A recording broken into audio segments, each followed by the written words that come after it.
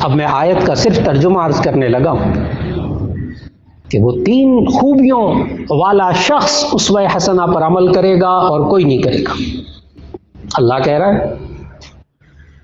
اختلاف رائے کی کوئی گنجائش نہیں.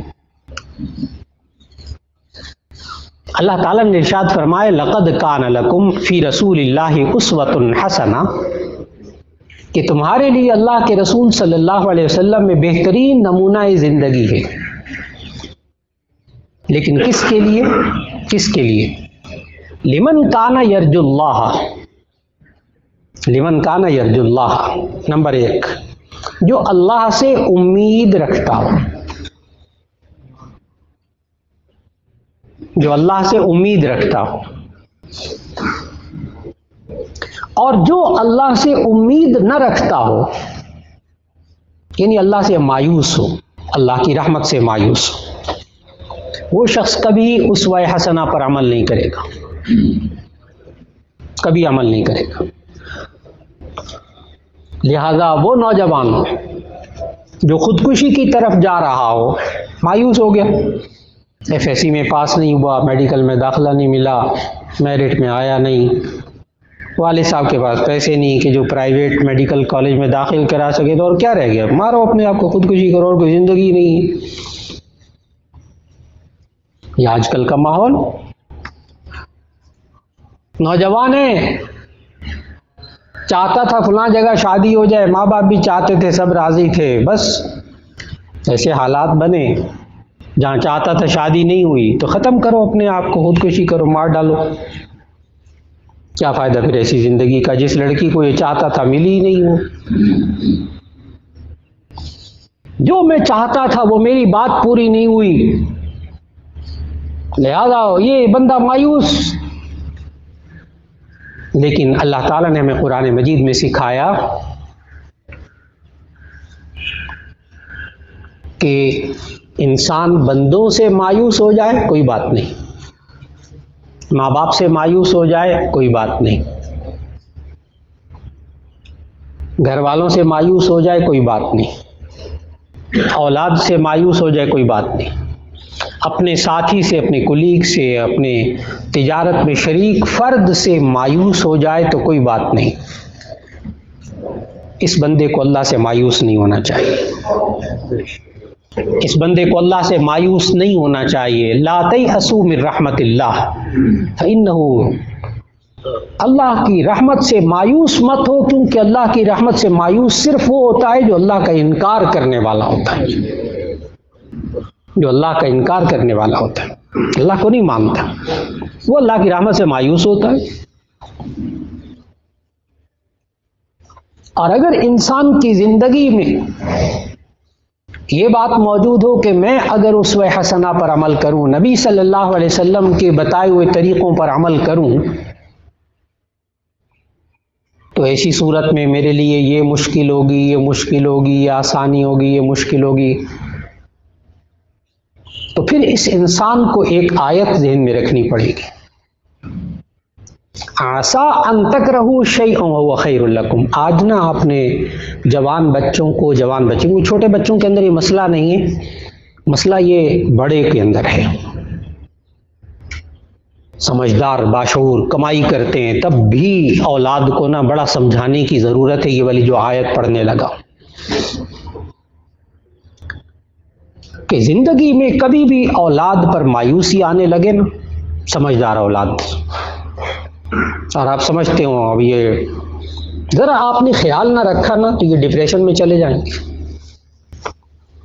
یہ اولاد ڈپریشن میں چلی جائے گی، اور دوائیاں علاج نہیں ہیں. تمام ڈاکٹر حضرات بار بار سمجھاتے ہیں دوائیاں علاج نہیں ہیں. اور ڈپریشن کہتے ہی مایوسی کو ہے. ڈپریشن کو آسان الفاظ میں کسی بڑے سے بڑے ڈاکٹر سے پوچھیں گے تو وہ یہی کہیں گے، مایوسی، میرا اب کیا بنے گا، میرا کیا ہوگا، میرا اب مستقبل کیا ہوگا، میں تو کچھ بھی نہیں، میں تو فلاں نہیں، میرا اب کچھ بھی نہیں ہو سکتا. مایوسی کا نام ڈپریشن ہے. سائیکالوجی میں یہی تعریف کی جاتی ہے ڈپریشن کی. اور یہی مایوسی کی انتہا خودکشی. تمام سائیکالوجی میں، تمام کتابوں میں یہی لکھا، ڈاکٹر حضرات یہی بتاتے ہیں کہ توجہ دیں اپنے بچوں پر، نئی نسل پر توجہ دیں، شادی شدہ اپنے گھر میں جو جوان بچے بچیاں ہیں، بہو ہے، اس پر توجہ دیجیے، بچائیے اس کو ڈپریشن سے، مایوسی سے بچائیں۔ اور اس کا طریقہ کیا ہے کہ یہ آیت سمجھائیں جو اب میں تلاوت کرنے لگا۔ کچھ ہو جائے، چاہے کتنا بڑا نقصان ہو جائے، کتنی بات تھی، کتنا بڑا ایم تھا، ایک مقصد تھا، بہت بڑا مقصد تھا جی، وہ بس بچہ نہیں ہو سکا، بچے کا وہ مقصد پورا نہیں ہو سکا، بڑے کا مقصد پورا نہیں ہو سکا۔ آیت غور سے سنیے گا اور بار بار ترجمہ اور آیت اور اس کا ترجمہ بار بار سنائیے گا، ایک دفعہ نہیں، بار بار بٹھا کے آرام سے سمجھائیے گا۔ خود بھی وہ انسان جو مایوسی میں جا رہا ہو وہ اس آیت کو بار بار پڑھے، خاص طور پر جب وہ جناب بیٹی کا رشتہ لے کر گیا، میں اپنے بھائی کے پاس، حقیقی بہن کے پاس، اس نے رشتہ ہی نہیں دیا، مولانا بس بات ہی ختم ہو گئی، مایوسی، باپ مایوس، ماں مایوس، یہ بھی بڑے فرقہ تعلقی، اور پھر اور مسائل بڑے ٹیڑھے ٹیڑھے۔ یاد رکھ لیجئے گا، اگر کہیں سے نوجوان کے اپنے بچے کے رشتے کی انکار ہو جائے، کچھ ہو جائے، تو پھر یہ آیت ذہن میں رکھیے گا، اس وقت بھی آیت ذہن میں رکھیے گا۔ اللہ تعالیٰ ارشاد فرما رہا ہے کہ عسیٰ ان تکرہوا شیئا وہو خیر لکم وعسیٰ ان تحبوا شیئا وہو شر لکم واللہ یعلم وانتم لا تعلمون۔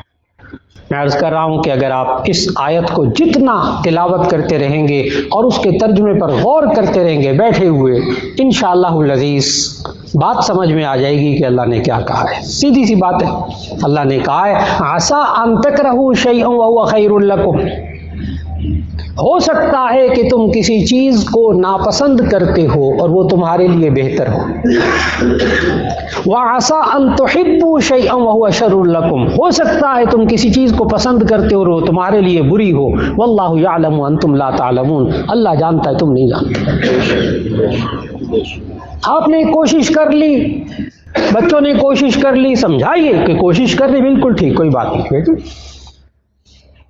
یہاں تک کہ نوجوان بچے اور بچیاں اللہ تعالیٰ محفوظ رکھے، اور یہ شادی شدہ،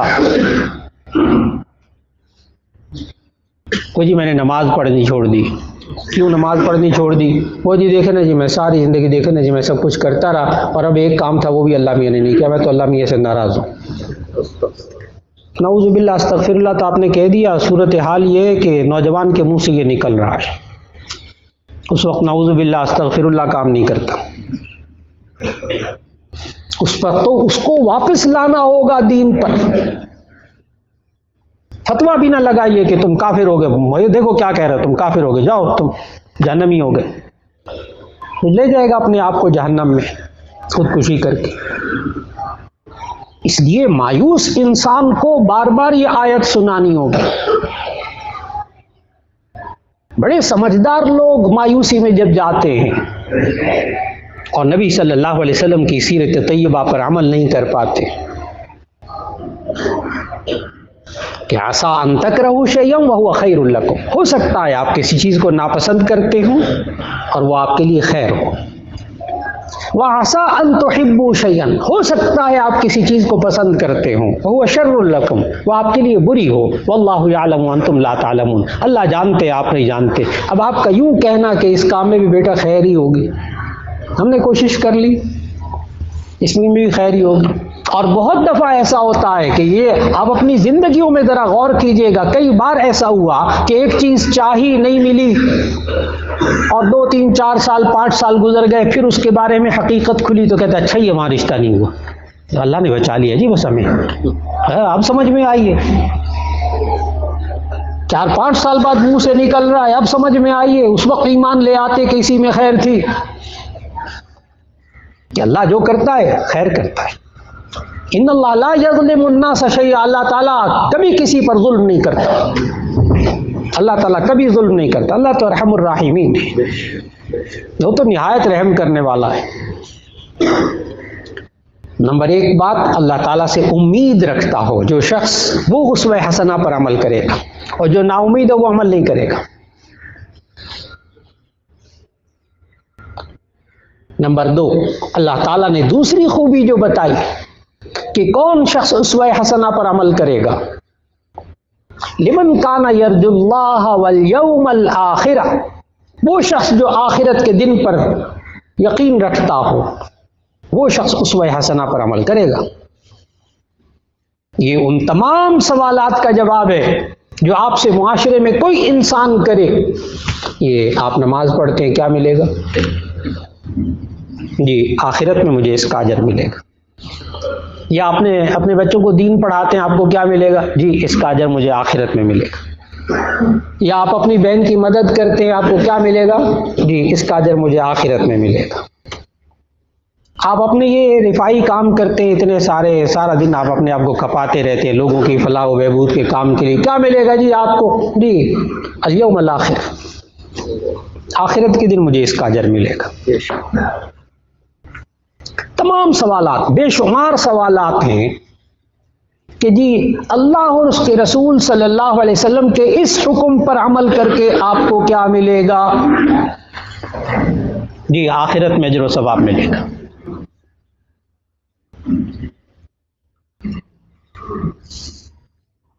اور ذہن میں رکھیے گا، جس شخص کا آخرت پر ایمان نہ ہو، آخرت ہے کیا چیز؟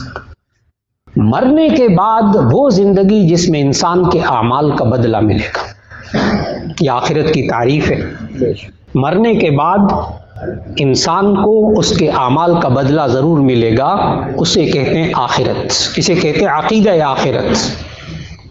بار بار ذکر کرنے کی ضرورت ہے کہ انسان کو اس کے اعمال کا بدلہ آخرت میں ملے گا۔ میں کیوں کروں اسوہ رسول اکرم صلی اللہ علیہ وسلم پر عمل؟ نبی صلی اللہ علیہ وسلم کی زندگی کے مطابق کیسے زندگی گزاروں؟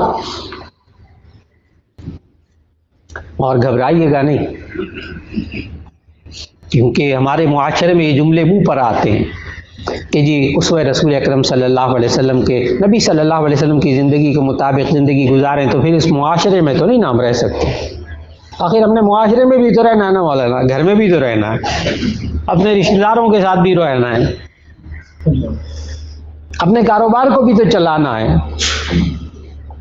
یاد رکھ لیجئے گا، اسوہ حسنہ کہیں رکاوٹ نہیں بنتا، کہیں رکاوٹ نہیں بنتا۔ اور نبی صلی اللہ علیہ وسلم کے اسوہ حسنہ پر اچھے نمونہ زندگی، بہترین نمونہ زندگی پر عمل کرنا، اس کا کوئی فلسفہ بھی، کوئی فلسفی اس کی ذہن میں نہیں رکھنی چاہیے۔ یہ کیوں ہے، وہ کیوں ہے، فلاں کیوں ہے، اچھا کوئی بات نہیں، اپنی طرف سے سب مفتی بن جائیں، اپنی طرف سے اسوہ حسنہ کو چھوڑنے کے لیے بہانے تلاش کر لیے جائیں۔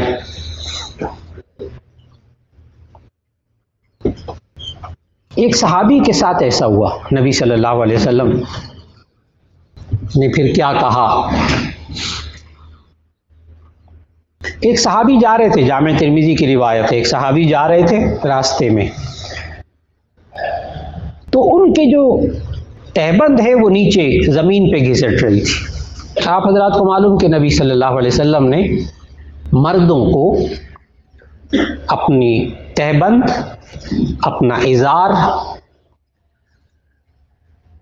یا سراویل جسے شلوار کہتے ہیں، جو انسان نیچے پہنتا ہے لباس، اسے ٹخنوں سے نیچے لٹکا ہوا نہیں ہونا چاہیے۔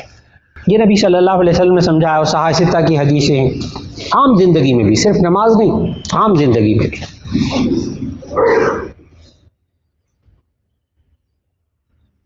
تو وہ صحابی جو جا رہے تھے، ان کی چادر زمین پر گھسٹ رہی تھی۔ نبی صلی اللہ علیہ وسلم پیچھے پیچھے تھے، نبی صلی اللہ علیہ وسلم نے آواز لگائی۔ حدیث کے الفاظ یہ ہیں، نبی صلی اللہ علیہ وسلم نے فرمایا اونچی آواز سے، ارفع ازارک، اپنی تہبند کو اونچا کر لو، اپنی تہبند کو اونچا کر لو ذرا۔ ان صحابی نے دیکھ لیا کہ نبی صلی اللہ علیہ وسلم نے ارشاد فرمایا، تو صحابی نے بڑے ادب سے عرض کیا، انما ہی بردۃ ملحا یا رسول اللہ، اے اللہ کے رسول صلی اللہ علیہ وسلم، یہ تو دھاری دار چادر ہے، دھاری دار چادر ہے۔ جیسے ہم کہتے ہیں نا میل خورا کپڑا ہے، کوئی بات نہیں، میلا نہیں ہوتا، مٹی شٹی لگ بھی جائے تو خیر ہے۔ انما ہی بردۃ ملحا، یہ دھاری دار چادر ہے، یعنی کوئی بات نہیں، اگر زمین کے ساتھ گھسے بھی رہی ہے، تھوڑا سا میل بھی لگ جائے تو کوئی بات نہیں۔ صحابی نے کہا۔ نبی صلی اللہ علیہ وسلم نے اس کے جواب میں کوئی فلسفہ، کوئی حکمت بیان کرنے کے بجائے نبی صلی اللہ علیہ وسلم کا جملہ وہاں پڑھنے والا ہے۔ وہ جملہ میں سناتا ہوں جو نبی صلی اللہ علیہ وسلم نے بولا۔ ان صحابی سے کہا اما لک فی اسوۃ، جملہ مکمل ہو گیا، ترجمہ کرنے لگا ہوں۔ اما لک فی اسوۃ، کیا تیرے لیے میری ذات میں کوئی نمونہ نہیں ہے؟ سبحان اللہ، سبحان اللہ، اما لک فی اسوۃ، سبحان اللہ، کیا تیرے لیے میری ذات میں کوئی نمونہ نہیں؟ اللہ، مجھے دیکھ، میرے پانچے کہاں ہیں؟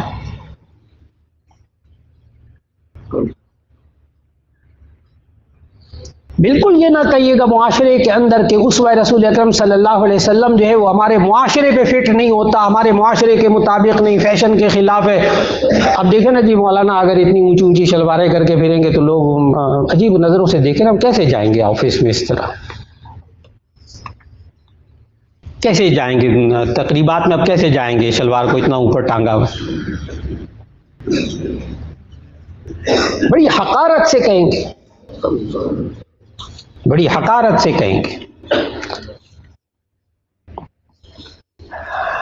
یاد رکھ لیجئے گا، ہمارے معاشرے کے فیشن ایبل پوش ایریا میں رہنے والے حضرات اور خواتین، ٹخنوں سے اوپر شلوار رکھنے کو برا نہیں سمجھتے۔ میں نے بڑا ٹھہر ٹھہر کے جملہ کہا اور دلیل دوں گا۔ ہمارے معاشرے کے پوش علاقے کے خواتین اور حضرات ٹخنوں سے اوپر شلوار رکھنے کو برا نہیں سمجھتے، اور دلیل اس کی یہ ہے کہ آج کل فیشن چلا ہوا ہے کہ خواتین جو ہے وہ ٹخنوں سے اوپر نصف پنڈلی تک پجامے پہن رہی ہیں، ٹراؤزر پہن رہی ہیں، بیل باٹم پہن رہی ہیں، لیکن وہ پنڈلی پہ ہے، چوتھائی پنڈلی تک آیا ہوا ہے۔ اور ماں باپ، بہن بھائی، سارے بزرگ گھر کے، مرد سارے، خواتین ساری، کوئی بھی اس کو برا نہیں سمجھ رہا۔ آرڈر دے کر بنوائے ہیں وہ کپڑے، آرڈر دے کر بنوائے ہیں۔ معلوم ہوا کہ خواتین نے جو ٹخنوں سے اوپر آج شلواریں رکھی ہوئی ہیں اور اپنا سطر کھول رہی ہیں، انہیں قبول ہے، انہیں پسند ہے۔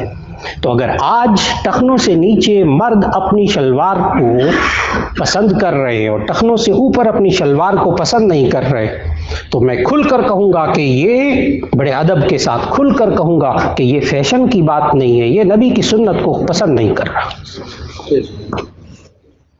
یہ فیشن کی بات نہیں ہے، یہ نبی کی سنت کو پسند نہیں کرتا۔ اگر نبی کی سنت کو پسند کر رہا ہوتا تو ایسی صورت میں آج جو خواتین ٹخنوں سے اوپر شلوار رکھ رہی، پھر اس کو بھی تو برا کہتے ہیں، یہ کیا تم نے مولویوں کی طرح ٹخنوں سے اوپر شلواریں کر لی ہوئی ہیں؟ کیا کہتا ہے کوئی گھروں کے اندر کہتا ہے؟ کبھی کسی کی زبان پر آیا آج کے فیشن کے لیے، خواتین کے لیے؟ سوال ہی پیدا نہیں ہوتا۔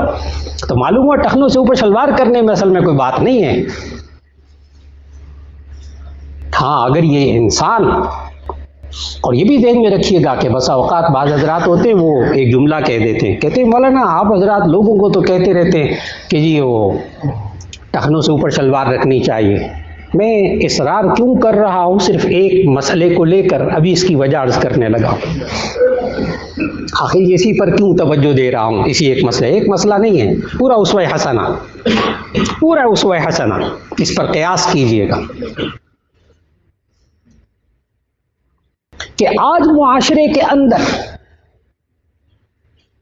یہ چیز، یہ سوچ پیدا ہو جائے کہ ہم نے اپنی زندگی کو نبی کریم صلی اللہ علیہ وسلم کی زندگی کے مطابق بنانا ہے، تو انشاءاللہ دقت پیش نہیں آئے گی کہ یہ انسان اپنے پائنچے کو ٹخنوں سے اوپر رکھتا ہے۔ لیکن بعض لوگ ایک سوال کرتے ہیں، اور وہ سوال یہ کرتے ہیں مولا آپ سب کو تو کہتے ہیں کہ ٹخنے ننگے رہنے چاہیے، ٹخنوں کو نہیں ڈھانپنا چاہیے، اور آپ نے خود جرابیں پہنی ہوئی ہیں، اور جرابیں پہنے تو ٹخنے ڈھانپے جاتے، تو آپ نے تو ٹخنے ڈھانپے ہوئے، دوسروں کو کہتے کہ ٹخنے نہ ڈھانپیں، ٹخنے ننگے رہنے چاہیے، اور آپ نماز پڑھاتے تو جرابیں پہن کر نماز پڑھاتے۔ اصل میں یہ کہیں نہیں ہے حدیث میں کہ ٹخنے ننگے رہنے چاہیے، یہ حدیث میں نہیں ہے، کہیں نہیں ہے حدیث میں ٹخنے ننگے رہنے چاہیے۔ حدیث میں ہے، اسوہ حسنہ میں کیا ہے کہ جو چیز آپ نے شلوار تہبند کے طور پر پہنی ہوئی ہے وہ ٹخنوں سے نیچے نہیں لٹکنی چاہیے۔ بات ختم ہو گئی۔ اب بعض حضرات ہوتے ہیں جنہوں نے مطالعہ بھی کیا ہوتا ہے، ماشاءاللہ ان کا مطالعہ بھی بڑا گہرا ہوتا ہے، کہتے ہیں مولانا ہم نے پڑھا ہے احادیث کے اندر کہ یہ تکبر کی وجہ سے منع ہے، ٹخنوں سے نیچے شلوار لٹکانا یہ تکبر کی وجہ سے منع ہے۔ تمہارے دنوں میں تو تکبر ہوتا ہی نہیں، ہمارے دنوں میں تو تکبر ہے ہی نہیں۔ اور نبی کی سنت پر عمل نہ کرنا، نبی کے کہنے کے مطابق عمل نہ کرنا، اس سے بڑا اور کیا تکبر ہوگا؟ اس سے بڑا اور کیا تکبر ہوگا؟ دیکھیں نا، آپ اپنے بچے کو کہتے بیٹا یہ کام کرو، بیٹا کہتے ایسی خام خواہ باپ بولتے رہتے ہیں، باپ کے کہنے پر عمل نہ کرے تو وہ بیٹا متواضع کہلاتا ہے نا، تکبر تو نہیں ہوتا اس کے اندر، وہ تو اعلیٰ درجے کا تکبر اس میں پایا جاتا ہے، کمال کا تکبر ہے، باپ کی بات ہی نہیں مانتا۔ اگر یہ انسان اللہ اور اس کے رسول صلی اللہ علیہ وسلم کے حکم کو نہ مانے تو اس کی بنیاد تکبر ہوتی ہے، بالکل اسی طرح جیسے شیطان۔ یاد رکھ لیجئے گا کہ اللہ کو خالق ماننا، اللہ کو رب ماننا، وہ جی اللہ ہمارا خالق ہے، اللہ ہمارا رب ہے، یہ زبان سے ایسے نعرے لگانا اور اللہ کی بات کو نہ ماننا، اللہ کے رسول کی زندگی کو نہ ماننا، یاد رکھ لیجئے گا اگر شیطان کے حالات زندگی میں قرآن مجید کو، صرف قرآن مجید کا مطالعہ کیجئے کہ اللہ تعالیٰ نے جب شیطان کو کہا تھا آدم کو سجدہ کرنے کے لیے، تھا تو یہ جنات میں سے، فرشتوں کے ساتھ رہتا تھا، اس کو پتا تھا مجھے حکم دیا گیا ہے۔ جب اس نے سجدہ نہیں کیا، اللہ کی بات کو نہیں مانا، تو اللہ نے پوچھا، حالانکہ اللہ کو پتا تھا سب کچھ، پھر بھی اللہ نے پوچھا ما منعک ان تسجد لما خلقت بیدی، جس کو میں نے اپنے قبضہ قدرت سے اپنے ہاتھ سے پیدا کیا، تو نے اس کو سجدہ کیوں نہیں کیا؟ اللہ تعالیٰ نے آگے بتایا کہ اس نے جواب کیا دیا، خلقتنی من نار وخلقتہ من طین، یہ نہیں کہا میں نہیں مانتا، کیا کہہ رہا ہے؟ کہہ رہا خلقتنی من نار وخلقتہ من طین، تو نے مجھے آگ سے پیدا کیا ہے اور اس کو مٹی سے پیدا کیا ہے۔ یہ تو آپ پڑھتے ہی رہتے ہیں ماشاءاللہ، لیکن اس طرف توجہ دلائیے گا ذرا تھوڑی سی، وہ اللہ کو خالق کہہ رہا ہے، بات بھی نہیں مان رہا، اور کیا کہہ رہا ہے؟ خلقتنی من نار، تو نے مجھے آگ سے پیدا کیا۔ تو شیطان اس وقت اللہ کو جواب دیتے ہوئے اللہ کو خالق بھی مان رہا ہے۔ پھر تھوڑا سا آگے تلاوت کیجیے، اللہ نے کہا ٹھیک ہے نکل جا تو یہاں سے دھتکارو، فخرج انک رجیم، نکل جا تو دھتکاروں میں سے۔ ذرا آگے تلاوت کیجیے کیا کہتا ہے شیطان، کہتا ہے رب انظرنی الی یوم یبعثون، رب انظرنی الی یوم یبعثون، اے میرے رب مجھے قیامت تک مہلت دے دے، فبعزتک لاغوینہم اجمعین، تیری عزت کی قسم میں ان سب کو اغوا کروں گا۔ کیا کہہ رہا ہے؟ رب انظرنی، اے میرے رب مجھے مہلت دے دے۔ شیطان اللہ کو رب بھی کہہ رہا ہے، خالق بھی کہہ رہا ہے، پھر قصور اس کا کیا تھا کہ وہ اللہ کو رب بھی کہتا تھا، خالق بھی کہتا تھا، لیکن اللہ کی مانتا نہیں تھا، اللہ کی مانتا نہیں تھا۔ یہ انسان بھی جناب اللہ کو بھی مانے، رسول صلی اللہ علیہ وسلم کو بھی مانے، اور یہاں تک کہ زبانی کلامی یہ نبی کریم صلی اللہ علیہ وسلم سے محبت بھی اپنی زبان سے نکالے کہ میں نبی کریم صلی اللہ علیہ وسلم سے محبت کرتا ہوں۔ تو اللہ تعالیٰ نے محبت کی پہچان بھی قرآن مجید میں بتائی ہے، محبت کی پہچان بھی بتائی اللہ تعالیٰ نے قرآن مجید میں، قل ان کنتم تحبون اللہ فاتبعونی، قل اے نبی صلی اللہ علیہ وسلم آپ کہہ دیجئے ان کنتم تحبون اللہ، اگر تم اللہ سے محبت رکھتے ہو، فاتبعونی تو تم میری اتباع کرو۔ دیکھیے قرآن مجید میں دو لفظ الگ الگ آئے ہیں، ایک ہے اطیعوا اللہ و اطیعوا الرسول، اطاعت کرنا. ایک اس آیت میں لفظ آیا ہے فاتبعونی، تم میری پیروی کرو، رسول اللہ صلی اللہ علیہ وسلم کی اتباع کرو. اطاعت بھی قرآن مجید میں حکم موجود ہے اور اتباع کا بھی حکم قرآن مجید میں موجود ہے. یہ میں ایک بہت گہرے سوال کا جواب دے رہا ہوں، اس لیے کہ ہمارے معاشرے کے اندر بعض احباب وہ ہیں جو یہ کہتے ہیں کہ جی نبی کریم صلی اللہ علیہ وسلم نے جو احکامات دیے ہم اس کے پابند ہیں، انشاءاللہ اس پر عمل کریں گے. لیکن نبی صلی اللہ علیہ وسلم کی جو زندگی تھی وہ عرب کا ایک کلچر تھا، وہ مکے کا کلچر تھا، مدینے کا کلچر تھا، آج کا کلچر نہیں تھا. بڑے پڑھے لکھے صاحبان نے چونکہ یہ جملے کہے ہیں اس لیے میں اس سوال کا جواب اب دینے لگا ہوں. بڑا عجیب و غریب یہ جملہ ہے کہ جی ہمیں اطاعت کا حکم ہے، ہم اطاعت کریں گے، جو نبی صلی اللہ علیہ وسلم نے ارشاد فرمایا ہم اس کے مطابق عمل کریں گے. لیکن جو نبی صلی اللہ علیہ وسلم کی زندگی تھی، جو آپ کا لباس تھا، جو آپ کا کھانا پینے کا انداز تھا، جو آپ کے اور طور طریقے تھے، وہ عرب کا کلچر تھا، وہ مکہ مدینے کا حجاز کا کلچر تھا، وہ ہمارا کلچر نہیں ہے. تو ایسے صاحبان کو پھر جواب دینا ہوگا کہ قرآن مجید میں دو لفظ الگ الگ آئے ہیں، ایک ہے اطاعت اور ایک ہے اتباع. ایک ہے اطاعت اور ایک ہے اتباع. اطاعت کا مطلب ہوتا ہے بات کو ماننا اور اتباع کا مطلب ہوتا ہے پیروی کرنا، نقش قدم پر چلنا، ان کی زندگی کے مطابق اپنی زندگی گزارنا. اب اس میں پھر بات جو سمجھنے کی ہے نا، جس کو لوگ گڑمٹ کر دیتے ہیں، اب اس میں سمجھنا ہوگا سمجھداری سے کہ نبی صلی اللہ علیہ وسلم کا اسوہ حسنہ، اس کے اندر آپ نے ایک ایک بات پر غور کرنا ہے، سمجھنا ہے کہ کس بات کو نبی صلی اللہ علیہ وسلم نے کتنی اہمیت دی ہے. اب میں جس رخ پر جانے لگا ہوں اس رخ کو بڑے سنجیدگی سے آپ نے سننا ہے اور اس کو سمجھنا ہے اور یہ بات آگے لوگوں تک پہنچانی ہے کہ اسوہ حسنہ میں نبی صلی اللہ علیہ وسلم نے اپنی زندگی کے ہر عمل کی اہمیت کیا بتائی ہے.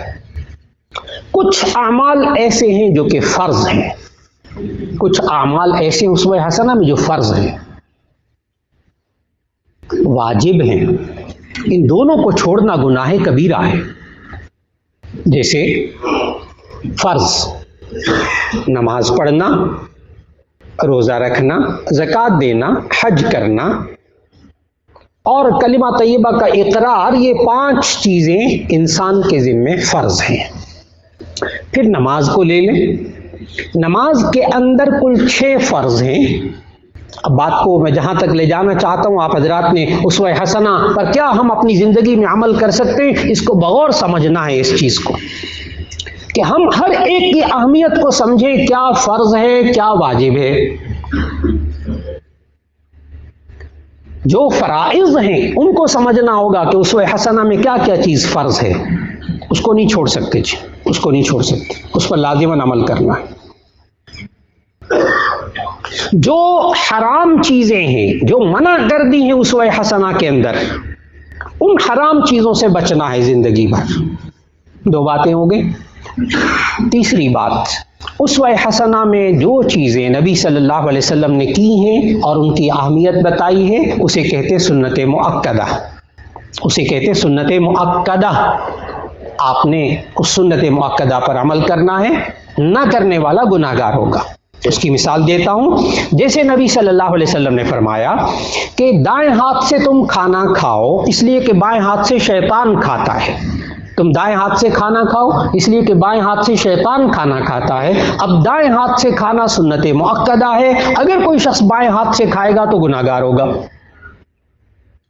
اور سنت غیر مؤکدہ، جو نبی صلی اللہ علیہ وسلم نے اس کو اہم اور لازم ہمارے لیے قرار نہیں دیا، وہ سنت غیر مؤکدہ، جیسے اگرچہ وہ کام نبی صلی اللہ علیہ وسلم ساری زندگی کرے، تب بھی اگر نبی صلی اللہ علیہ وسلم نے اس کی اہمیت، اس کا لازم ہونا ہمارے لیے نہیں بتایا تو وہ سنت غیر مؤکدہ ہے۔ جیسے نبی صلی اللہ علیہ وسلم نے ساری زندگی تہبند باندھی، کبھی شلوار نہیں پہنی، کبھی شلوار نہیں پہنی، شلوار کو پسند کیا ہے، یہ حدیث موجود، لیکن پہنی نہیں کبھی، ساری زندگی تہبند باندھی۔